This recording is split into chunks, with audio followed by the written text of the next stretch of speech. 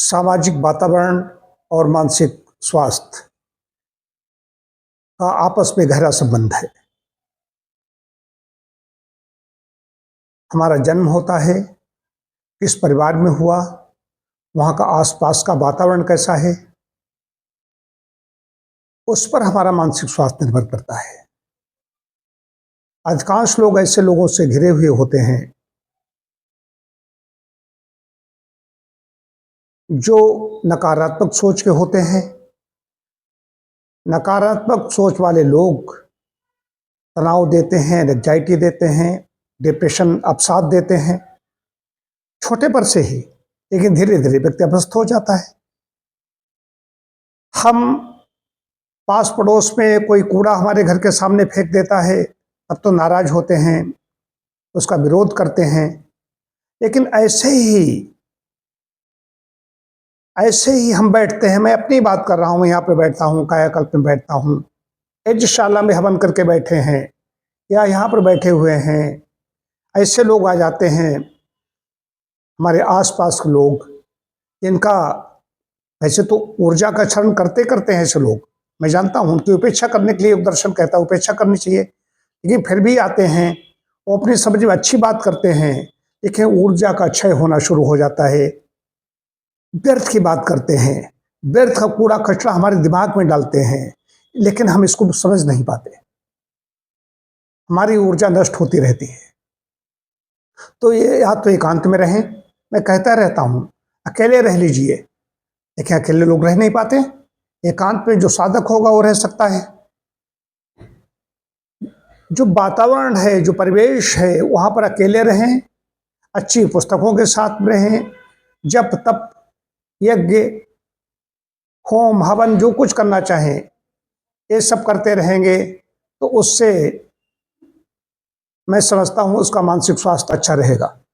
मेरा ये कहना है, टॉक्सिक रिलेशनशिप जो हैं, ऐसे रिश्ते हैं जो हमें टॉक्सिन्स हमारे अंदर विष पैदा करते हैं, हमारे मन को खराब करते हैं, हमारी प्रसन्नता को नष्ट करते हैं, उनको त्याग दीजिए। बिल्कुल देर मत लगाइए, और थोड़ी देर तक नाराजगी रहेगी, धीरे धीरे धीरे धीरे सब हर चीज नष्ट हो रही है, सिद्धांत है, वो भी धीरे धीरे शांत होने लगते हैं, सब कुछ होने लगता है, या वो अपनी धारणा ठीक तरीके से बना लेंगे।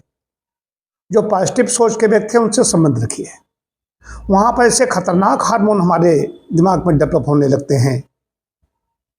जो टॉक्सिक रिलेशन है वो बहुत घातक होते हैं, और जहाँ पर पॉजिटिविटी है वहाँ पर ऐसे प्रसन्नता पैदा करने वाले हार्मोन, हैप्पी केमिकल्स का निर्माण होता है, जिनसे हमें प्रसन्नता मिलती है और हम आनंदित होते हैं। लेकिन किसी भी परिस्थिति में मैं कहना चाहता हूँ कि चाहे पॉजिटिव हो नेगेटिव हो, ऐसे लोगों को दूरी भी रखिए। हम दूरी नहीं रखते, कई बार उन बातों को भी हम सोचते रहते हैं, मैं भी उसमें शामिल हूँ। तो उससे बचने के लिए है कि हमें अच्छा साहित्य पढ़ना है, ऋषियों मुनियों की चर्चा करनी है, सत्संग करना है, अपने अनुसार अपने जो भी 2 4 6 8 ऐसे लोग हैं जो आपके विचार के हैं, आपके मनोनुकूल हैं, उनके साथ किसी विषय पर चर्चा कीजिए, उनके साथ रहिए। प्रसन्नता उनके साथ में आपको भी मिलेगी, आपके द्वारा उनको मिलेगी। तो ये बड़ी चीज है कि हम इसको ध्यान नहीं देते हैं कि हमारे अपने कूड़ा कचरा जो हमारे मस्तिष्क में आ रहा है इसको कैसे बचाएं। हम भी उसमें शामिल हो जाते हैं।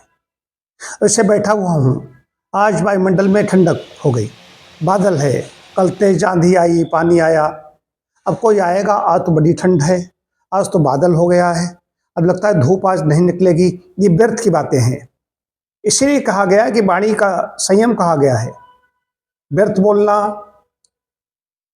चुगलखोरी करना, झूठ बोलना, ये सब ऐसे हैं, ये दोष हैं, ये सब चीजें हमारे अंदर आती रहती हैं।